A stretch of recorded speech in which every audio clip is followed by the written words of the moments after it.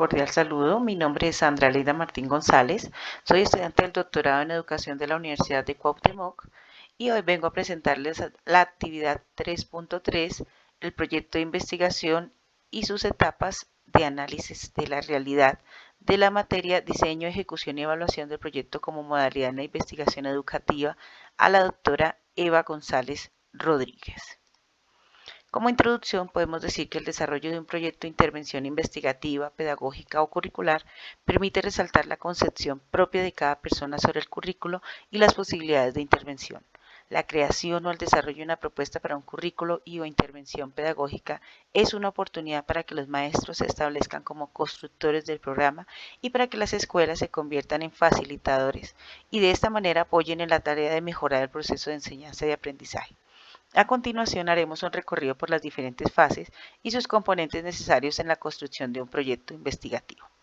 Entonces, para iniciar, nosotros como proyecto investigativo podemos iniciar con una fase 1, que son los antecedentes y la fundamentación del proyecto, el análisis de la dimensión de la gestión educativa. En un tercer lugar está el diagnóstico situacional, de una formulación y problematización de la propuesta. Seguimos con unos fines y propósitos del proyecto, con una estrategia de acciones a seguir y a desarrollar, con unos recursos a construir para tener en cuenta en el proceso de investigación, una evaluación y por último el impacto esperado. En esta presentación vamos a iniciar desde la fase 3, que es el diagnóstico situacional, donde encontramos que debemos hacer un estudio del contexto institucional, cuáles son sus necesidades, sus intereses, sus problemas, desde una parte que es el acceso, desde la misma solicitud de esa población objeto de estudio, cómo son, cuántos niños tenemos, cuáles son sus niveles frente a las pruebas y unas promesas que desarrollamos desde la misma parte curricular nacional con esas propuestas del proyecto, cómo podrían irse enfocando, cuáles son las proyecciones, qué tanto podemos lograr con la población y en el contexto en el que nos encontramos. Encontramos una consideración de los antecedentes institucionales desde la gestión curricular, que ahí tenemos en cuenta toda la parte de PEI, proyectos pedagógicos y toda la parte y elementos que componen el gobierno escolar. Dentro de la fase 4, que es la formulación y problematización de la propuesta, encontramos como iniciamos desde la parte de la selección de un problema, que puede partir desde una lluvia de ideas donde vamos a encontrar diferentes propuestas de diferentes necesidades y problemas y empezamos a priorizarlas. Desde esa misma priorización, pues vamos a definir cuál es el problema que se desea intervenir, ¿cierto? Entonces, a partir de esa definición del problema, pues identificamos cuál es esa necesidad más sentida y cómo la podemos solucionar desde el mismo currículo y desde las mismas instancias de nuestra institución. Y un análisis y justificación del problema, que es cómo nosotros podemos llegar a lograr esa solución frente al problema que estamos planteando. En la fase 5 hablamos de los fines y propósitos del proyecto. Entonces encontramos la finalidad y los objetivos del proyecto, que en la finalidad encontramos nosotros cuál es nuestro fin último, qué queremos nosotros indagar frente a ese problema y por qué es necesario hacerlo, y planteamos unos objetivos tanto generales como específicos. Se propone en este ejercicio, por ejemplo, hacer un árbol de problemas donde se desarrolle cuál es el problema principal, cuáles pueden ser las causas y cuáles pueden ser las consecuencias frente a ese problema que se está planteando, esa necesidad que está que se necesita solucionar. Y encontramos unas metas o indicadores que son aquellos que son los objetivos cuantificables, cuánto queremos alcanzar, ¿sí?, frente a esa problemática y frente a esos objetivos que estamos planteando. En la fase 6 encontramos estrategias y acciones del cómo vamos a hacer. Entonces hablamos de una descripción de la estrategia, que son todo ese conjunto de actividades que nosotros vamos a desarrollar frente a nuestra necesidad, en nuestro problema.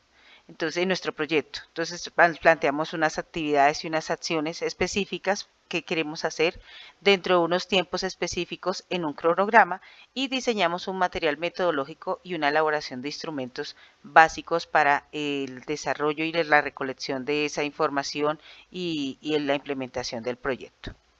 En la fase 7 encontramos qué son los recursos, con qué se va a hacer. Entonces hablamos de recursos que se disponen y se necesitan, tanto humanos como materiales. Entonces aquí podemos hablar de materiales de instalaciones físicas como aulas, laboratorios, de recursos desde la parte, perdónenme, desde la parte instrumental, que herramientas, equipos, tecnología, y la parte de recursos de apoyo a la docencia, entonces toda la parte de capacitaciones y TIC.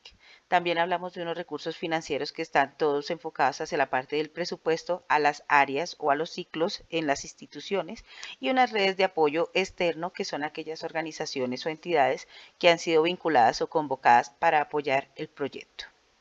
En la fase 8, que es la evaluación, hablamos de los propósitos de la evaluación, que en sí es la recolección de información para la toma de decisiones. Entonces nosotros evaluamos qué tanto estamos haciendo en todo el proceso de nuestro proyecto.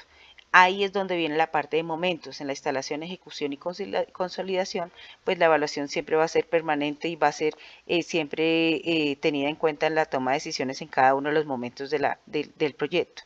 Se plantean unos indicadores que son los objetivos cuantificables y cómo se va cumpliendo uno a uno durante el proyecto.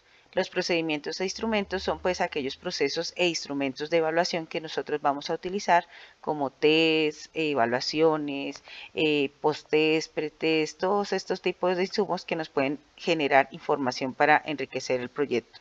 Y los agentes evaluadores que podemos encontrar internos y externos, y además de usuarios y diseñadores de los mismos, ¿cierto? Porque también tenemos que contar tanto con el diseño como con la información que nos va a generar la evaluación y los usuarios de esta misma. En la fase 9 encontramos el impacto esperado, que son aquellos elementos o aquellos factores que hemos llevado más allá del objetivo. Entonces aquí encontramos que puede afectar en áreas internas o en áreas externas. Entonces en las áreas internas pueden ser todas esas áreas, ciclos, cursos, ámbitos dentro de la institución que pudo afectar la investigación sin haberla tenido en cuenta previamente en el proyecto. Y las áreas externas es la comunidad donde se encuentra inmersa la institución, pero que tampoco se tenía prevista dentro de la investigación. Como conclusiones, podemos decir que la planificación de un proyecto es la definición de un curso de acción que nos llevará a resolver un problema. Es una serie de actividades que conducen a lo que debemos hacer para lograr un objetivo. El plan es decidir qué se debe hacer para lograr los objetivos establecidos frente a las condiciones y restricciones de tiempo y recursos. Y para el desarrollo apropiado del proyecto es necesario tener una planificación precisa que identifique las acciones necesarias en la implementación adecuada de cada etapa del proyecto.